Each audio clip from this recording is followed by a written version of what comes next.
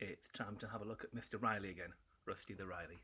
He's not been quite as good as I thought he was going to be, so we've had to take him to bits. So let's have a look at where we're up to so far. And at the moment, we're halfway through taking the engine out by taking it out underneath the car. Not a usual procedure, but hey, let's give it a go. Okay, here's the engine, and it's quite low down in the car, you might have noticed, because I have released the engine mounts and I'm raising the car up around it. Now, it actually does fit between the two boxes, this box section down here and this box section down here. Starter motor bracket casting is quite close, but it'll fit and it'll come out no problem at all. The engine mounts have gone from here and here, and they're out on the floor down there. They're okay, they came out cleanly. Let's have a look what else we've got. If you look down the side of the car, we can see that the engine and gearbox are now quite low. What I did have to do is take out the cross member supporting the gearbox, and it mounted onto that box section there, which is very, very rusty.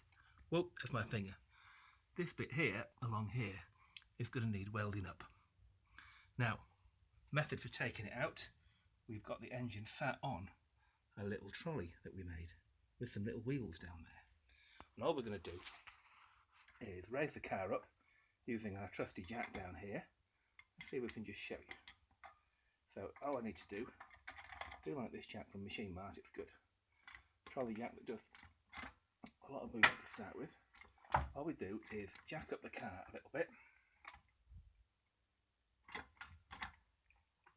and then we can raise up the axle stand and let it go again. No problem, just take the pressure off that. So we're sat on the axle stand.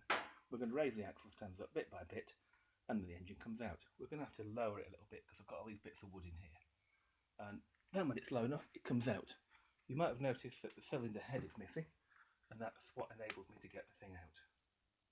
Once it's out, steering rack comes out, and then we can start welding up because the car is a bit of a mess here and there. That's part welded up by me. My welding isn't that good yet. I might need to work on that a little bit. But the other side of the car, top of the wing, is a total mess. That's going to need grinding out and re-welding. And similarly, front of the sill down here is a little bit rusty, shall we say. And we need to weld it up and get it sorted out, much like we have done for this side of the car. This one is done. Maybe my welding not so bad after all.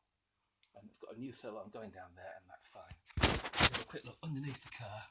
You can see that I've had to do the inside sill as well, and part of this here cross member, which is structural. Okay, so after we've welded it up, engine goes back in. Oh, and while we're at it, the front cross member, well, what's happened there?